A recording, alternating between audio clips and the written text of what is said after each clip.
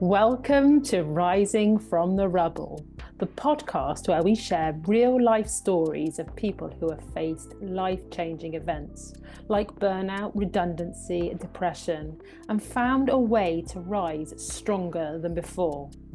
I'm your host, Maria Newman, and as a coach, I help individuals navigate life's toughest transitions.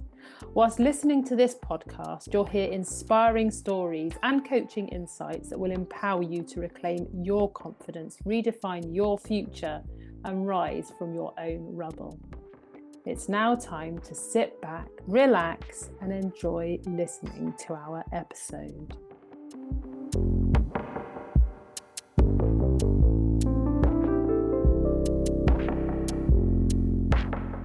Hello, Anneli. Thank you for joining me today. Thank you for having me here, Maria.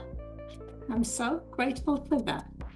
So, what makes your story meaningful to others? Because I found out that my story is not unique and it can benefit all of those that are stuck in the I will do later or tomorrow, because sometimes or eventually tomorrow will never come. And who will benefit the most from hearing your journey? Midlife individuals with the drive to do things, and they have the capacity and they're all there, but they have a tendency to forget the most important person in their lives. And what's the most important takeaway from your experience? From my experience, I would say that it is that vulnerability, to show yourself vulnerable, is a strength. It's okay to ask for help. It's even a strength too, because you don't have to do things on your own. And it's also to ask for help. So, Anneli, tell us who you are and your experience of burnout. Okay, who am I? My name is Anneli Johansson, and I am from Sweden. And today I call myself a smile creator, and I will continue doing that, even if that smile is a blessing and a curse. But it came to me because since I was small, I have been this smile. I've been like a helping hand, the good one, want to help people around when I have a chance. But that smile also was a facade for me. It was something I could hide behind when I maybe on the inside wasn't as strong as I showed on the outside. But I kept on being me. I mean, I've always been myself. But before I eventually had that privilege, I would say today, I didn't say that then, to hit that wall, to be burnt out, I became the Anneli with the hat off, not on, like hiding. I became the Anneli, like all of me. I got to learn who I was under all the layers of things I put on from an early age of how I thought I needed to be. So tell me more about that, because obviously we're here to share your story of burnout. Tell me about what led to that point. How were you behaving? What stories had you been telling yourself? How were you feeling? I mean, to make it short, because it can be very long, my story started one evening when I was 8, when my mom, single mom, growing up with her, she actually tried to leave me behind. So I woke up in the evening and I heard the ambulance guys in the hallway, and they were there to take her away to the hospital. But she didn't manage, so it was actually a scream for help. But that night, I learned many, many, many years later, actually made me create a blueprint of how I thought I needed to live my life. As a strong one, to take care of myself and her. And to be strong, my 8-year-old mind told me that then you can't show yourself weak. You can't cry. You have to kind of hold everything together. And that I became very good at that. And a diplomat, if I was changing profession today, I would become a diplomat because I was really good. And I still am, by the way. But anyway, it created a pattern of behaviors where I was shrinking myself. I was always playing in the middle, like not showing off too much, because what if I was wrong? So anything with my language, my way of doing so. I was never the best. I never had the black belt. But I was good, the good girl, doing the right things, doing things. But somewhere deep inside, there was still this. I had no idea what it was, but this was this drive to move forward to something else. And in the hindsight, I can say that it was a drive for freedom, because this little me in here wanted to be free. But I kept on doing out of the programs I put on, mom, society, all of them, like you have to work and you have to do this, and money doesn't grow on trees, and all those bullshit things that was put on me, that I heard by the kitchen table when I grew up, that it's for the successful, they can have, it's easy to get more if you have, and you can't do that. So you grew up like that. So I thought, okay, I work, and then I traveled, and then I worked, and so I created a lot of beautiful, fantastic experience. And then I found a family, the family found me, because it's like synchronicities. I had my beautiful 1.5 sons, and today I have 1.5 grandchildren. But still, this earth thing, it's not for me, or it wasn't right. So I took quite a few really bold decisions. The first one was to divorce my husband, even if I had a good life. And then I moved on. It was tough. Would have been much more convenient or easy, and so much easier to stay, but I just couldn't. So I moved on. I followed my voice, even my inner voice, even if I was scared and had no idea what it was. So I pushed and pushed. I kept on working, doing the right things. And the more you do that, eventually you kind of feel lost. And I was in corporate, I worked, and I was the one that people came into my office. I was working with like HR in the middle position. People came to my office. Oh, can you do this? Can you help me? And my door was always open, and they came in, and I had some words, and I helped them out and supported. And in the end, I had been forgotten for too long. So I got tired, and my positive, grounded, serving, empowering me kind of disappeared. And a person of me that I can't really remember today, but I was the last 6 months in that work before the burnout. I remember there was some occasions when I was like next door to the boss's office, and I was with my colleague that I was the leader of, and I was screaming and swearing and like, ooh. And he just kind of, oh, when you're doing that, next time you can close the door and go into your office, please. And I kind of, is this really me? And it wasn't, but it was me in survival mode. So would you say that you were going through a process of you'd lost your identity, you didn't know who you were anymore because you were trying to not be seen and still progress forward, and you'd lost yourself? I mean, I wanted to be seen, but I held back, because if I was seen too much, I was kind of in between my own, Super 8, back there, and then there, back in the corner, which is a very frustrating feeling. But I didn't understand it then, because I had no idea about, like, not much about personal development and how we worked as humans. I didn't know better at that time. And how did that feel?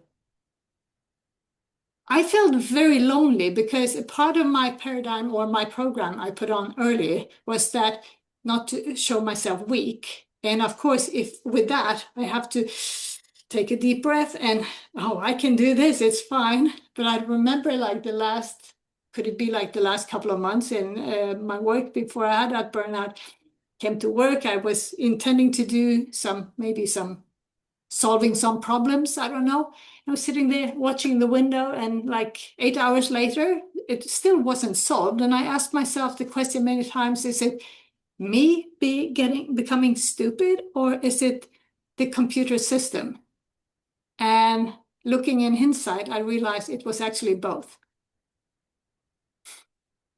Not me becoming stupid, but it was my system, my body starting to shut down my system, so I could get to understand that I needed to rest. And this is the thing, isn't it? It's just that burnout doesn't happen as an explosion. It's No. over time. It's just chipping away slowly and slowly and slowly until one moment where something happens. And we'll Yes. talk about your something happening in a minute. And Yeah. I think the other point that you make, the loneliness, because from the outside, people probably think that those individuals who are going through the process of burnout are, everything's fine. It could be smiles, and they're like you said earlier, there's this facade, whereas you just don't feel you can share what's going on because of the protective mechanism that's up to say, well, I can't tell people how I'm feeling, what I'm going through, because then what will they think of me? No, true. I mean, it's like showing the tiger that, oh, just so you know it, I can't run as fast. So yeah, come and get me. And of course, you won't do that because you're in this survival mode, just like, oh, I have to keep it up, keep it up, keep it up. Like, even if I didn't know, no, I didn't tell, I just tried to figure it out. And Mm. we don't have to do that. And now tell me about that moment where That a, moment, a wonderful thing happened, which yes. then led to obviously not so nice. Hmm. Go on, share. Yes.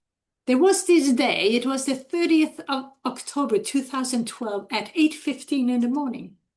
A colleague of mine came up to my office and we were chit-chatting a little bit. And then he looked at me, really looked at me, and he said that, Anneli, I think you need a hug. And he gave me a hug. And then he left me. I walked into my office and I just burst into tears and it just like totally collapsed. And I called the health department at work. And after lunch that day, I went home from work.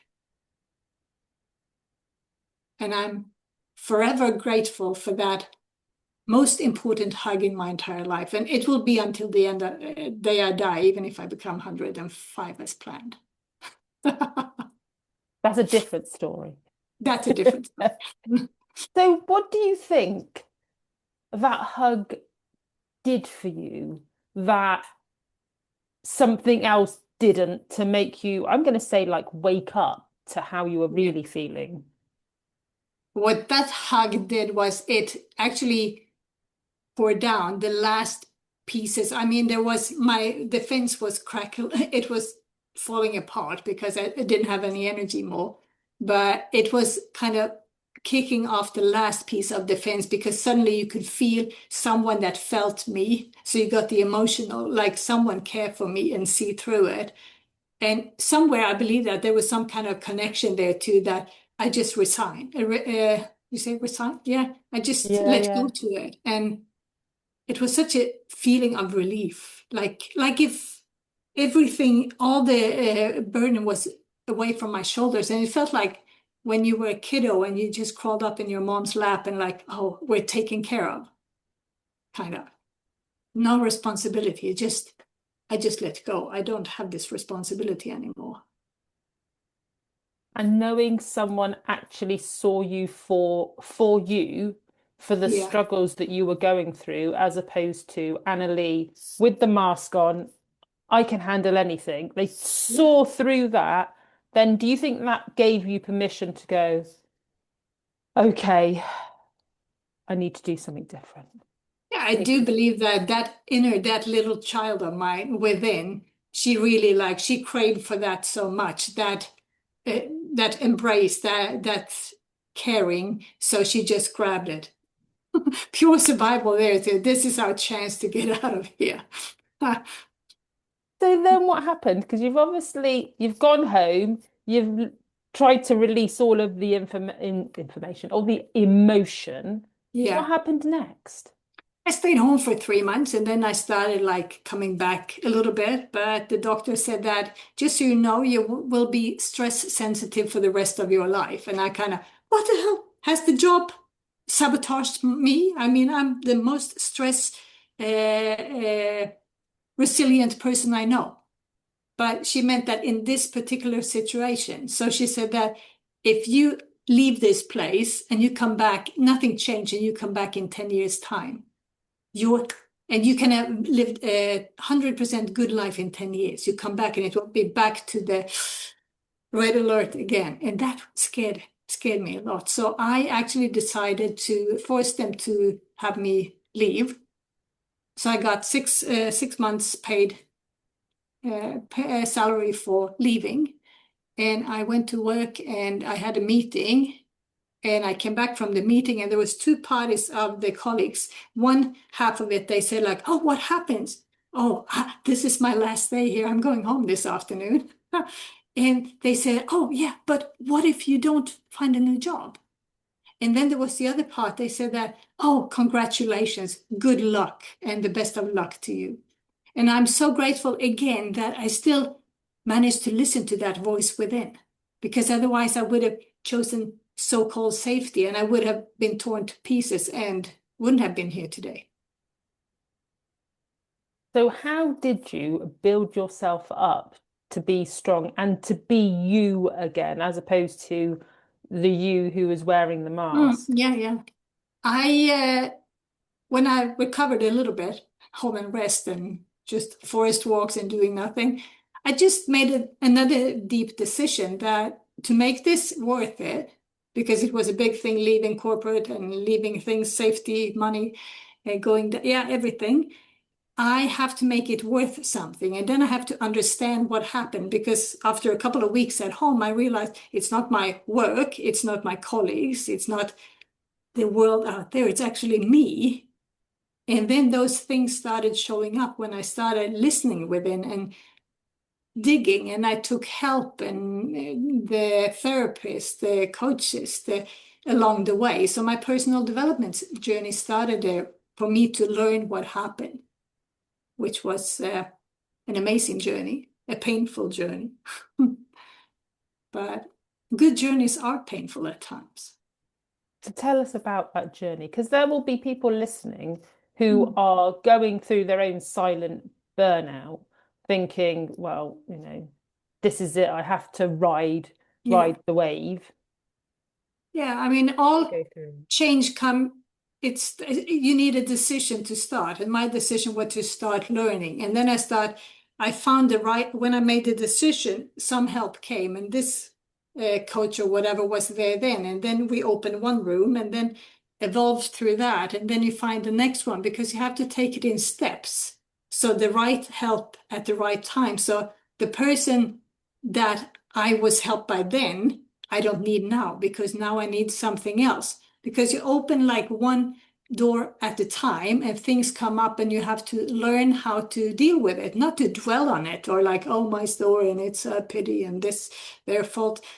Just to understand that. I mean, all those stories and that thing I put on when I was 8, that was like my survival thing when I was 8. But it's like an 8-year-old girl has been running my life for 40 years. I mean, who's letting themselves be run by an 8-year-old girl or boy, for that sake? And I know there's a lot of them. So how did you know whose help you needed to seek in order to, I'm going to say, get better in the right order? At first, I got to the hospital and I got like a therapist, and so everyone kind of led me to the next step. And after all this learning, I also noticed that when you open up, you get the right help. And if you're open to take that help, and for me, it was to realize that I have to ask for help. I have to get help because I can't do this on my own. And then when I started learning and I had got a lot of help, I kind of, but now I know it all. Why is things I was moving towards, why isn't it working? And then I had to start with the integration thing. So that was the next phase. Like first you have to know and learn and start reprogram, but then you have to really put it in. So it's like the computer thing. Like you take one program out, then you have to put in one in and start to have it start working properly. Otherwise it won't work. It's kind of conflict. You think one here and the program is down here, and mismatch, conflict don't work. And it's your survival and those deeper programs that run the show if you don't get to understand it at a deeper level. So for anyone that doesn't know how to get it, search for help, ask, look around. Don't be afraid to ask for help and check out. First of all, there is so much free stuff out there. You can listen and see what feels right. And then don't be afraid to ask. And I will want to reiterate that point you're making about programs, because the way we live is determined by the programs that run our lives. Mm-hmm. And when we realize which programs are running our lives and the patterns that we keep going through, then we've got awareness. And from that awareness, we can then make a choice. Do we continue, or do we decide to change things? Yeah. Like you did. So true. So awareness is the key to everything. It is. It is. Yeah. So what did you learn about yourself having gone through your experience? For me, I've learned that I am so much more than I think. And I can do so much more than I think. And that it's more important to be than to do. And as a generator, like I'm a doer, I do. It's good. I mean, I get energized from that too, but I understand that by being, I mean, I come to the point where even find if I get tired or my brain is getting like overwhelmed, it doesn't work, I put myself in the hammock or doing nothing for an hour if I have the time. And I consider that work, because that being time takes me back to myself, to the core, to the one in here, the one that is me. And then everything becomes much easier to have done. And then you get, or I get, and I know a lot of people get more efficient by first being, and then they can start doing. So explain further the concept of being, because there'll be people listening to this going, Yeah. Anneli, what do you mean being? What do I do? Do I just like sit there and just wait? I mean, if you imagine yourself being out in nature, I walk with friends, I walk with people, and so many are just, they go for a walk. But by being, you're here in this moment. Because life happens here and now, this second. And every time you find yourself frustrated, angry, sad, any kind of fear coming up in your mind and as an emotion, you are not here in this moment. Because in this moment, what is wrong? I mean, everything is good here and now, as long as I'm alive and I'm here. So by being, that means being present in the moment, without telephones, without this and that, just here and now. And it takes practice. It really takes practice to be there, because we are so used to, from society and how quick, how fast everything is, to do and do everything at the same time and then add some more to it. And we're not programmed for that. It doesn't work. No, I know people who dwell on the past or fixate on the future without remembering that the past has happened, it's gone. Yeah. The future is determined by right here and right now. So the power, like you said, the power sits with you in this moment. And when you are in this moment and you really get into yourself and like, what's going on? Hear the tiny little voice, because that voice, it has been trying to scream and I haven't heard it, even when I got enlightened to this new world of living. I didn't even hear it then. But to hear that voice, because it always has the right answers as well on where to go and how to feel, and oh, no, don't go there, don't do that, be here. So we need to listen to ourselves instead of all the things out here that is happening all the time. This is so true. So, Anneli, we are coming to the end of our time together. We're not quite there yet. I have 2 questions to ask you. The first one is, what 3 things would you like our audience to take away from this conversation? When something feels off, or you feel that you're not in the right place,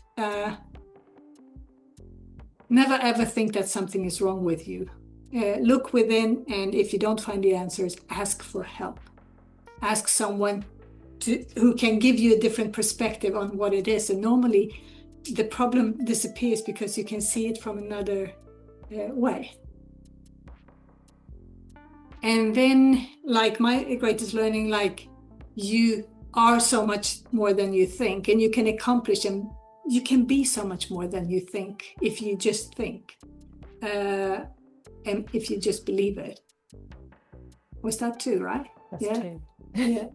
And then the third one, I guess, as a smile creator, look at life from the bright side, because still, in my opinion, all people are nice people until the opposite is proven, and that happens very seldom. I believe that if you see things from the bright side, you experience life from a totally different angle, and life gets so much easier to live. And then you can cope with those things that comes. I mean, it happens to us all, things at time. You can cope with them easier. So our audience will be listening and thinking, Anneli, she is amazing. I need to be in her world. Make it easy for them. How can others connect with you? They can either go to creatingsmilesbyanneli.com, and there they find all the information and all the links, and that site is in English and in Swedish. Or they can get a link to me through wherever, but Creating Smiles by Anneli, then they find everything about me. Reach out for a 30-minute clarity call to see if I can be the help you need. And if not, it might be just 30 well-spent minutes where you get some insights. It's that simple. So on that note, I would like to say thank you, Anneli, for sharing your story and being so open and honest with us today. Thank you, Maria, for having me. You are most welcome. And thank you, everybody, for listening and watching.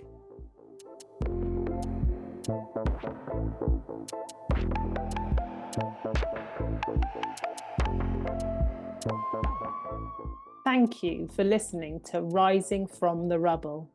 If you enjoyed today's episode, be sure to subscribe, leave a review, and share it with someone who needs to hear this. Also, remember to download your free life assessment. Just click the link in the description to get started. Take care, and remember, every setback is an opportunity for growth. I'll see you next time.